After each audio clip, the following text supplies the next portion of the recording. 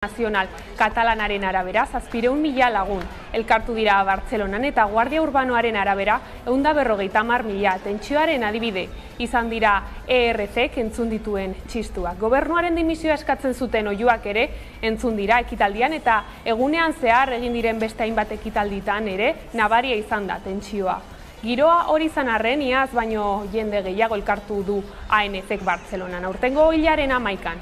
Izan ere ez da urte politikoaren hasiera soilik izan, datozen hauteskundeen abiapuntua ere izan da. Kontuan hartuta zer giro zakarrean hasi den. Orain dela gutxi alderdi independentisten artean, gatazka politikoak izan dira Laura Borras parlamentuko presidentea kargutik kendu zutela, baina azken gertakariek areagotu egin dute tentsio politikoa.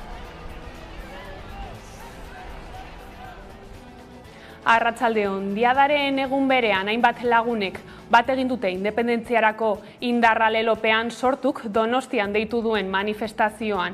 Kontsako banderaren bigarren igandea hautatu du sortuk protestarako eta jendez gainezka zegoen hirian, gainezka egin du manifestazioak ere. Bertan munduak eta Euskal Herriak bizi duen egoera ezegonkorra aipatu zuen Aritzarzaiu sorturen Gipuzkoako arduradunak beste behin eta ohartarazi kapitalaren logikak agintzen duenean bizitzak atzera egiten duela. Horren aurrean Euskal Herriak sakoneko aldaketa bat behar duela aldarrikatu zuen atzo Arzaiusek. Bizi dugun egoera garai ezegonkorretan bizitzen ari garela. Eta hau ez da katastrofe natural bat. Beste batzuk saldu nahi diguten moduan. Egoera honek erantzun behar ditu. Zen abizenak dituztenak. Herri honetan bizitza eta haren zaintza erdigunean jarriko dituen errotikako eraldaketa horretarako lidergo berri bat behar da. Eta guk argi dugu lidergotza berri hori Euskal Herrian eta zer esanik ez berehalakoan Gipuzkoan ezker independentismoak hartu behar duela. Etxerat elkarteak jakinarazi du Frantziatik Espainiara mugitu dutela Iratxe Sorzabal euskal presoa. Zabaldu dutenez, Estremerako kartzelan izango da aurrerantzean, Sorzabal Frantzian ezarria zioten kondena beteta izan ere, orduan entregatu dio Frantziak presoa Espainiari, zigor betetakoan. 2005etik da preso, halaber Espainiaratzearen berri ematearekin batera, Etxeratek nabarmendu du kondena epaiak ez duela egiaztutzat jo Sorzabalek eginiko tortura salaketa eta zehaztu dute jasandako tortura horiek bultzatu zutela Sorzabal bere burua erruduntzat jotzera. Eguerdiko magazinean, Inazio Oiarzabal sare herritararen bozeramailea izan dugu gaur gonbidatu nagusi gisa eta euskal presoen azken hurbilketak izpide alaxe aritu da barkatu uneko egoeraz. Ia da oraindik 36 bat preso geratzen dira Euskal Herriratzeko, baina egindako bide hori edo lortutako garaipen txiki horiek ere garrantzitsuak dira, gainera denak lehen graduan ez dago presorik jada, ez dago isolamenduan inor ere ez, orduan azkenean pausoz pauso, azkenean prozesu hori martxan dagoela ikustea garrantzitsua da eta batez ere garrantzitsua dena da bide hori egiten jarraitzea, prozesu horrek aurrera egitea eta espero duguna 2022 urte hau izatea urrunketaren amaieraren urtea eta behintzat beste egoera bat bizitzeko lehenengo urtea. Hil egin da ostiralean Iturenen zauritutako langilea. Eraikin batean eguzki oihal bat jartzen ari zela, erori egin zen langilea, 4 metro egin zuen behera. Zioetan zen ordutik eta atzo zendu zen 44 urte zituela. LAB sindikatuaren zenbaketaren arabera 57 dira aurten lanean hildakoak. Eta 22 urteko neska nafar bat hilda larun bat honetan, Aragoiko Pirineoetan, Peña Brazasotosera doan kanal batean, 50 metroko altueratik amilduta Pantikosa udalerrian. Guardia Zibilak emakumea hilik zegoela egiaztatu ondoren, berarekin zegoen beste gaztea erreskatatu zuen.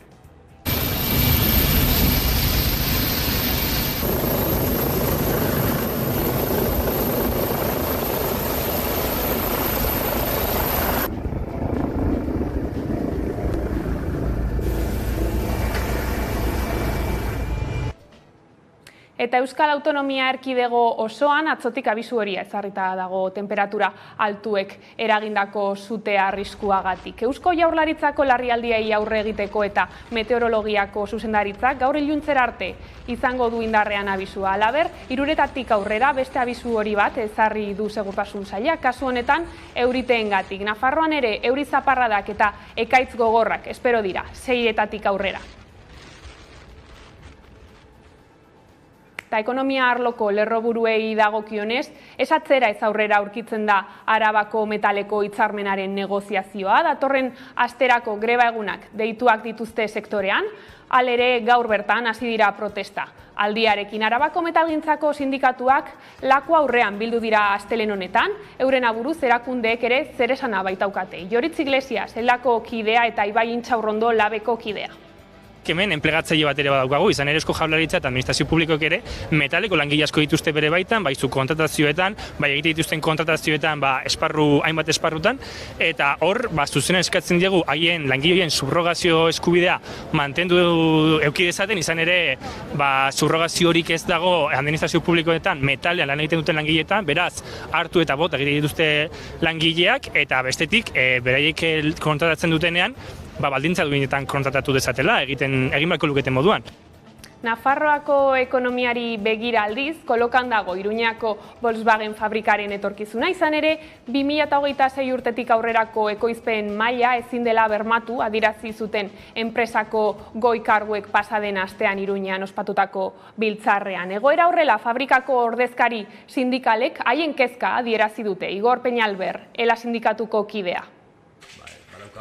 Hor incertidumbre bat 2026tik aurrera, kotxeak berez volumenak oraindik ez direlako bermatu, ez ditugu eta izan daiteke momentu txar bat urte horretan langileriarako.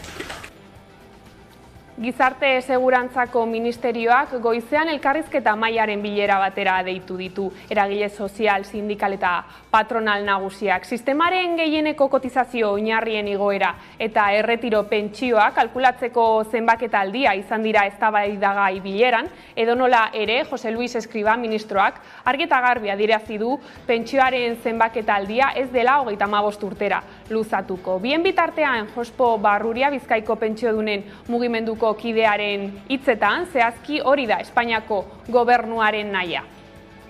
Eta orain, 25 urtetik, 35-era pasatu nahi dute. Eta suposatzen dut tontuak ez dira, eta suposatzen dut badakitela gazte askok 35 urte kotizatzeko 3 bizitza behar dutela. Bilboko portuak gas natural likidotuarentzako bigarren zamalekua behar duela uste du Jaurlaritzak. 2 milioi euroren eta 15 hilabeteko lana litzateke. Espainiaren argi berdea behar du lanei ekiteko. Eusko Jaurlaritzak argi du Bilboko portuak gas natural likidotuarentzako bigarren zamalekua behar du. Azken egunetan Arantxa Tapia ekonomiaren garapeneko sailburuak hainbatetan esan du bere ustez ezinbestekoa dela argudiatuta dagoenarekin ez direla asetzen beharrak. Espainiako gobernuak iragan uztailean oniritzia eman zion eskaerari, baina Trantsizio Ekologikoko Ministerioak oraindik ez dio oniritzia eman eta horren zain dago Jaurlaritza.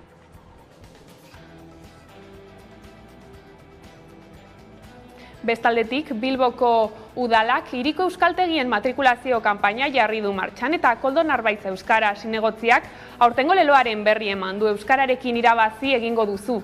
Izan ere, udalaren helburua da Bilbo euskaldunagoa egitea eta horretarako 19 euskaltegi egotearekin batera euskara ikasteko eskaintza oso zabala dagoela nabarmendu du Jon Maguregi, Bilboko euskaltegien bozeramaileak. Aurtengo leloa da hori, euskerarekin danak irabazi egingo dugu. Euskera gure nortasuna da, guk ez badugu zaintzen ez dugu zainduko hori alde batetik, eta beste alde batetik aipatu behar duguna da, gure harremanetan, pertsonala, lanean, ala zenideagaz, ala umeagaz, guzti interesgarria dela.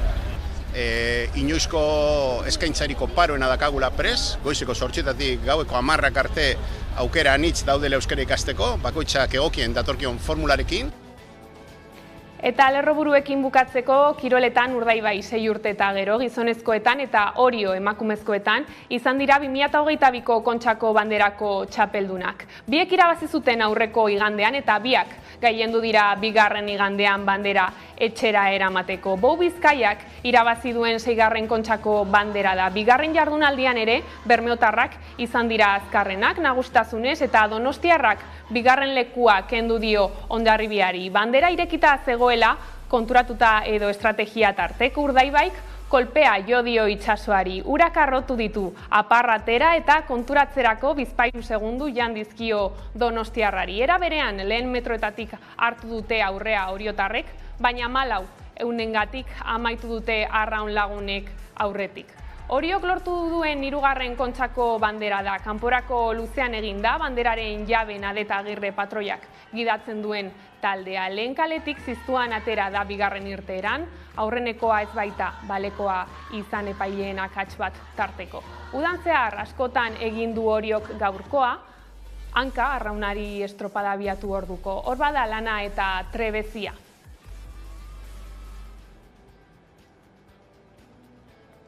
Heldu diezaiogun eguneko argazkiari. Milaka lagun elkartu dira bart, Kataluniako diadan, naiz eta azken asteetan tentsio politikoa nabaria izan den. Euskal Erakunde eta alderdi politikoetako ordezkariek ere bertan izan dira.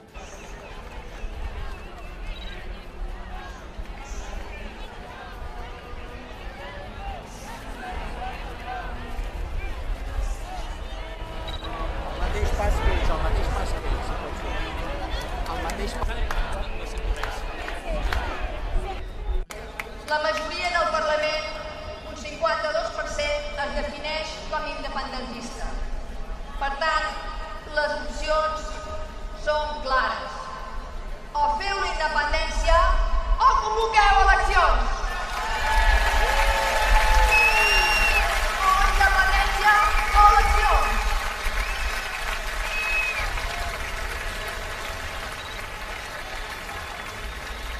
O independència o donar la veu al poble.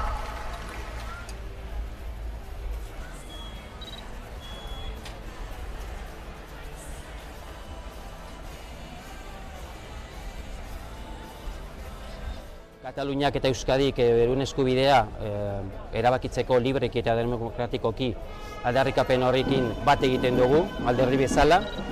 Beti mantendu izan dugu Kataluniaren konponbidea beti elkarrizketaren negoziazioaren eta akordioaren bitartez etorriko dela eta baita ere Kataluniar herriaren gehiengo borondatearen errespetuarekin. EH Bildu konprometitua dago demokraziarekin, konprometitua dago herrien erabakitzeko eskubidearekin eta estadurik gabeko nazio guztien autodeterminazio eskubidea gauzatzearekin, bai Katalunian, bai Euskal Herrian, bai Espainiar estatu osoan eta mundu luze eta zabalean ere.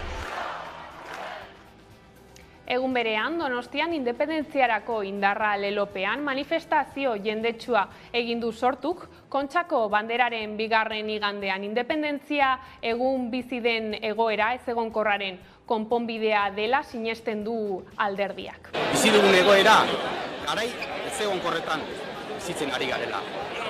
Eta hau ez da katastrofe natural bat. Beste batzuk saldu nahi diguten moduan. Egoera honek erantzulea ditu, izen abizenak dituztenak. Herri honetan bizitza eta haren zaintza erdigunean jarriko dituen errotikako eraldaketa horretarako lidergo berri bat behar da. Eta guk argi dugu lidergotza berri hori Euskal Herrian eta zer esanik ez berehalakoan Gipuzkoan ezker independentismoak hartu behar duela. Eta gu ez gera etxipenean eroriko. Ezer ez baitago idatzita. Ezer ez dago idatzita eta horregatik guri idaztea, borrokatzea jokatzen zaigu. Euskal Herrian alternatiba badago alternatiba eta senti dezagun posible dela. Borrokatzeak merezi du.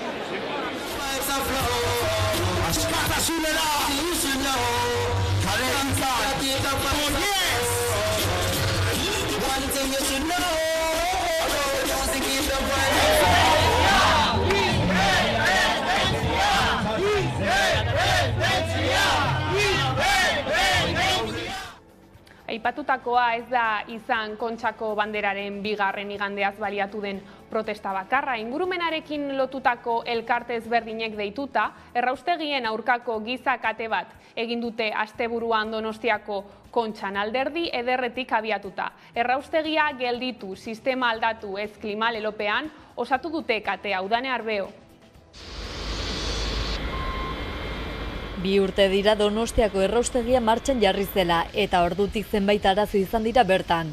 3 aldiz errea transformadorea, pilatutako zaborretan sute bat izan da, 2 aldiz kutsatu dute bertatik pasatzen den arkaitzerreka eta gutxienez 96 aldiz itzali eta piztu dira labeak honek suposatzen duen kutsadura gaindosiarekin. Une honetan transformadorea hondatuta dago eta elektrizitaterik sortu gabe ari dira zaborrak erretzen. Ildo horretan ez da azalpenik eman erraustegiaren arduradun tekniko eta politikoen aldetik. Donostiako erraustegiaz gain Bergaran ere Balogren enpresak Jaurlaritzaren eskutik hondakin industrialen erraustegi bat eraiki nahi du. Erraustegi honek urtean 592.000 tona gas, 90.000 tona ur kutsatu, 8.000 tona hondakin arreskutsu, metal astunak eta diosina sortuko dituela aurreikusten da. Araba, Bizkaia eta Gipuzkoako 7 paper fabriken hondakinak bertan errez. Testuinguru horretan Donostia bizirik errausketaren aurkako mugimenduak eta Bergarako Larramendiko Arnasa plataformak deituta gizakate bat egin dute asteburuan Donostiako Kontxan. Alderdi ederretik abiatuta estropaden bigarren eta azken jardunaldi erabakigarria ospatzen ari ziren artean. Erraustegia gelditu, sistema aldatu ez klima aldarripean osatu dute katea. Ildo horretan eskaera bat luzatu dieta agintariei, hondakinak murrizteko, berrerabiltzeko eta birziklatzeko plan eraginkorrak. ELA, LAB eta Komisiones Obreras sindikatuek eta EH Bildu eta Ezker Anitza IUk bat egin dute protestarekin. Ezker Anitzako harrak alderatu du adieraziz ingurumenaren aldeko horrelako protestak inoiz baino beharrezkoagoak direla. Larrialdi klimatikoa kontuan hartu beharra dagoela ohartarazi du eta Eusko Jaurlaritzak eta Gipuzkoako Foru Aldundiak ez dutela benetako inplikazioa salatu du. Marketing alde batera utzi eta hondakine lege berria betetze eskatu dio Ezker Anitza IUk Gipuzkoako Foru Aldundiari. Lege horrek organikoak gainontzeko hondakinetatik bereizera derrigortzen duela gogoraraziz.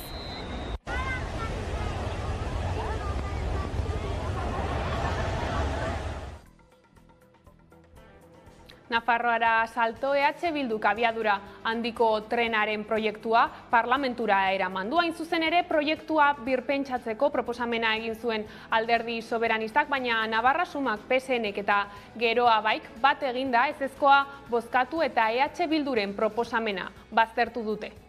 Bozketara joango gara, vamos a ir a la votación. Navarra Sumak, PSNek eta Geroa Baik bat egin dute Nafarroko parlamentuan EH Bilduren mozio bat baztertzeko.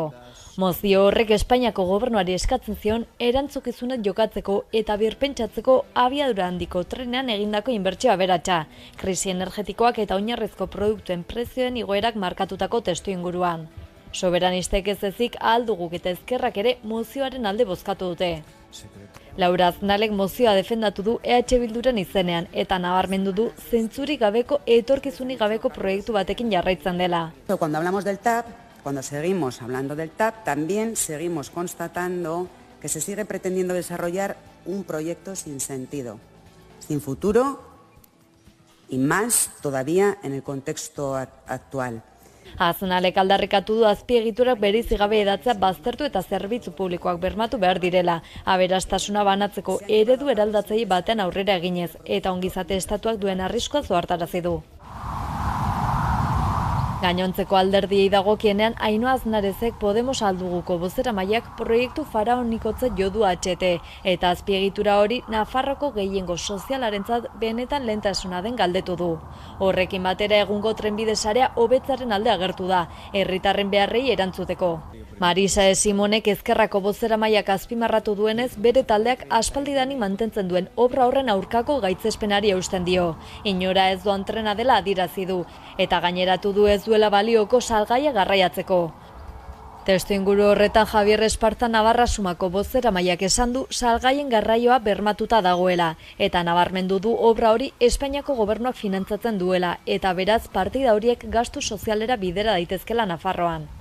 Jorge Agirre PSNeko bozeramaileak berriz AHTak eskualdeko trenaren osagarri izan behar duela defendatu du, behar desberdinei erantzuten dietelako. Uxue Barkos Geroa Baiko bozeramailearen ustez EH Bilduren mozioa erabat desegokia da, ez diotelako aurre egiten gaiari errealismoz eta inkoherentzia erakusten dutelako. Horiek ala ganberak EH Bilduren planteamendua errefusatu du, Navarra Sumaren, PSNren eta Geroa Bairen aurkako botoekin eta EH Bildu Podemos aldugu eta Ezkerraren aldeko botoekin.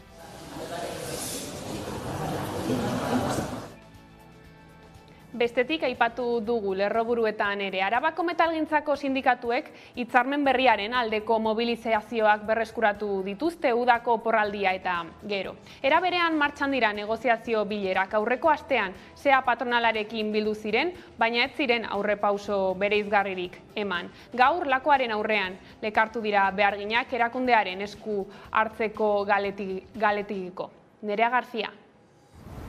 Arabako metalgintzako mahai negoziatzailea ostegunean batu zen, baina sindikatuek iragarri zutenez SEAk eman zituen aurrera pausoak ez ziren nahikoak izan momentuz, iragarritako mobilizazioak eta grebak bere horretan jarraituko dute, gaur sindikatuak lako aurrean bilduko dira.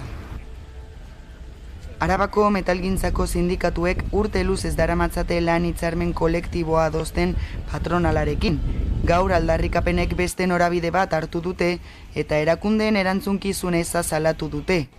Sindikatuek diotenez erakundek zer egiteko dute gatazka laboral honetan eta horregatik gaur bildu dira Gasteizen lako aurrean. Hemen enplegatzaile bat ere badaukagu, izan ere Eusko Jaurlaritza eta administrazio publikoek ere metaleko langile asko dituzte bere baitan, bai zu kontratazioetan, bai egite dituzten kontratazioetan, hainbat esparrutan. Gaur, hemen batu gara Eusko Jaurlaritzaren aurrean, azken finean Arabako eta EAeko kasu honetan herritar guztien gobernua izanik asko daukalako esateko. No está saliendo adelante pues por varios motivos. Salarios reales, jornada, son puntos muy importantes para todos los sindicatos. Ekainean izan zen mahai negoziatzailea batu zen azken bilera eta aurreko ostegunean berriz elkartu ziren sindikatuak eta SEA patronala. Sindikatuek adierazi dute aurrera pauso txikiak eman direla, hala ere, azaltzen dutenez ez dira nahikoak izan. Eskaerei dagokienez, behin-behinekotasuna eta malgotasuna mugatzea, laneko osasuna eta berdintasuna bermatzea eta aldi baterako ezintasunagatibo osagarriak hobetzea dira sindikatuen gainerako aldarrikapenak. Gauzak horrela, aurreikusita dute hurrengo astelenean, iraiak 19 berriz elkartzea. Eta ezustekorik ez badago, hilaren 21, 22 eta 23 metalgintzako langileek lanuzteak egingo dituzte. Eta enpresa arloan, lehen esan bezala Iruñako Volkswagen fabrikaren etorkizuna kolokan dago. Izan ere, joan den astean munduko goi bilkura garrantzitsua ospatu zuten enpresako zuzendari eta ordezkari sindikalek landabeneko plantan. Bertan, Nafarroako Volkswagenen egoera aztertu zuten eta adierazi zuten 2026 urtetik aurrerako ekoizpen maila ezin dutela bermatu horrek langileriaren osotasuna mantentzeko arazoak ekarri litzazke. Nafarroako Volkswagen lantokiaren etorkizunarekin kezkatuta agertu ziren enpresa batzordea osatzen duten sindikatu guztiak. Pasaden astean Iruñako fabrikaren elektrifikazioa eta etorkizuneko bideari buruz mintzatzeko elkartu ziren, Volkswageneko zuzendariak, Europa eta munduko enpresa batzordeko kideak eta Europako lantegitako ordezkari sindikalak Iruñako landaben. Adierazi zutenez, ezin dute 2026tik aurrera egungo lanpostuak mantentzeko beharrezkoa den lan zama bermatu. Con las previsiones que nosotros tenemos y con la información con la que nosotros contamos, estamos hablando de volúmenes de producción importantes y como consecuencia también volumen o cantidad de plantilla importante por cubrir a partir del año 2026. Horrek nola ez fabrikako langile kopurua mantentzeko zailtasunak ekarriko ditu. Markak egiten ari dena da ziurgabetasun bat euki edo bidali, langileriari, baina horrek ematen digu 2026an ez baditugu produkzioak bermatzen goiko zenbakiak, baitzen izan ditzakegu arazoak. Gauzak horrela sindikatuek elektrifikazioaren erronkari aurre egiten laguntzeko deialdia luzatu diote gobernuari. Diru publiko asko sartzen da Volkswagenen eta perte horiek erabiliko dira aldatzeko produkzioa pasatzeko elektrikora eta horrek gobernuek egin behar dutena eta deialdia egiten diogu batzordeko batasunetik gobernuek egin behar dutena da hori egin ongi eta jarri gauzak ongi zuzendaritzari langileria guztia bermatzeko. Baina Peñalbak ere azpimarratu egin du Nafarroako lantokiaren indargunea 50 segundu oro kotxe bat eraikitzeko ahalmena dela. Fabrikaren etorkizuna erabaki bitartean ezin da bistatik kendu momentu honetan amaitu gabeko 13.500 kotxe pilaturik dituela Nafarroako Volkswagenek. Hauek amaitzeko txip elektronikoen faltagatik, bitartean lantokiak kotxeak ekoizten jarraituko du.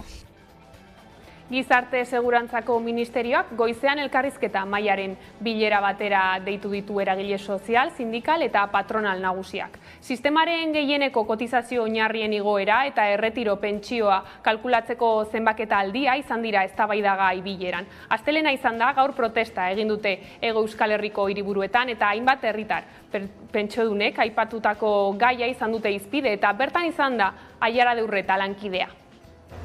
Pentsiodunek KPI errealera itzultzea eskatuko dute udazkenean eta inflazioaren bilakaera ikusita gainera 1.080 euroan gutxieneko pentsioa ezartzea eskatzen dute pentsiodunek.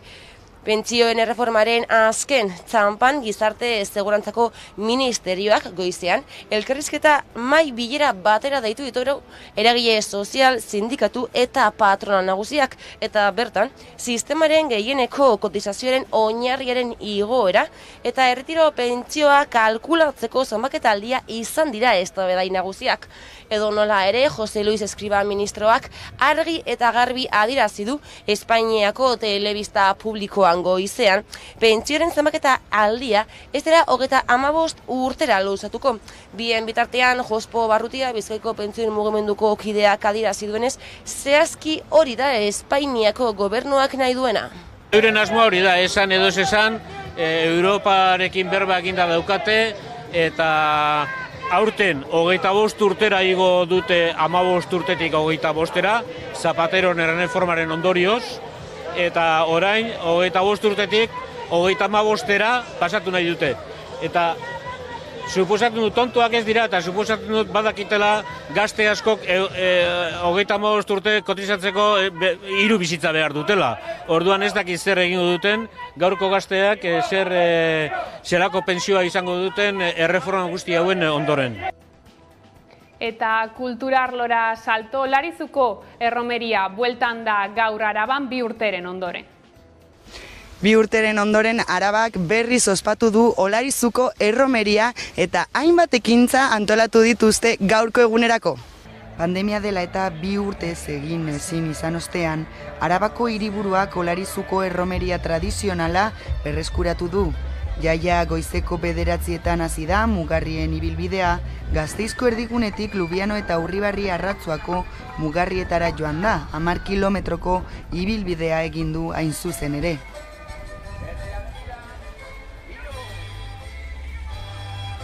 Eguerdiko ordu batean, babarrun jana izan da Olarizu zelaietan boilurrek antolatuta eta Arabako babarrun pintoak daztatzeko aukera izan dute. Ni hartu dut, alubiak. Bai, hartu dut orain babarrunak uste dut. Nire zei gustatzen orduan. Arratzaldean aurjolazak, gargantua eta puzgarriak izango dira protagonistak. Bestalde, Udal Folklore Akademiako gaiteroek eta trikitizen bandak, erraldoi eta buru handien konpartzak, eta zirkinik bestaldeak ikuskizun ikaragarria eskainiko dute. Kruzara igoko naiz eta nire aitarekin hor dago. Eta bebai baka entera jango dut gero. Zazpiak aldera euskal dantzak izango dira Arabako dantzarien biltzarraren eskutik. Ondoren udal segizioa hirigunera bueltatuko da eta plaza berrian zezen zuzuzkoaren emanaldiak jaialdiari goi mailako amaiera emango dio. Eta horrela iritsi gara albistegiaren bukaerara. Gaurkoan onkixin taldearen naia kantuarekin utziko zaituztegu. Gustatuko zaizuelakoan, besterik ez gure aldetik. Hauek izan dira arratsaldeak gurean gaur utzi dituenak. Guztiak eta gehiago nahi duzuen aldiro 11.eu satarian. Gero arte.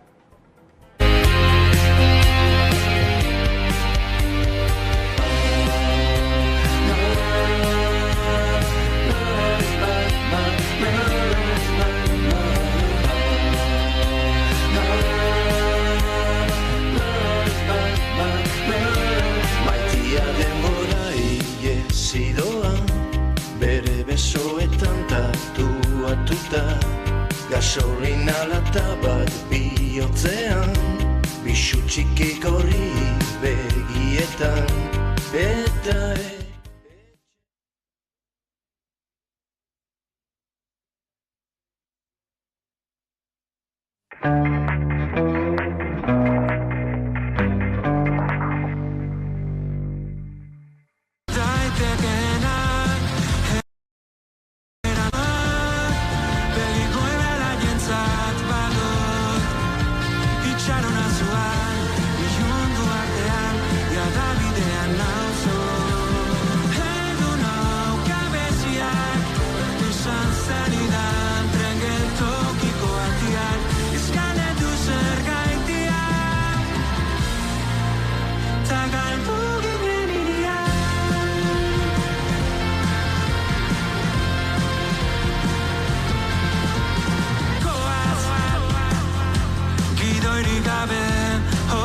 zure batean gauez jantziko gara superheroiak zaintzen bado ta izarrak argitzen pez badu ez begiratzera inoiz ez atzera itzaletan bagai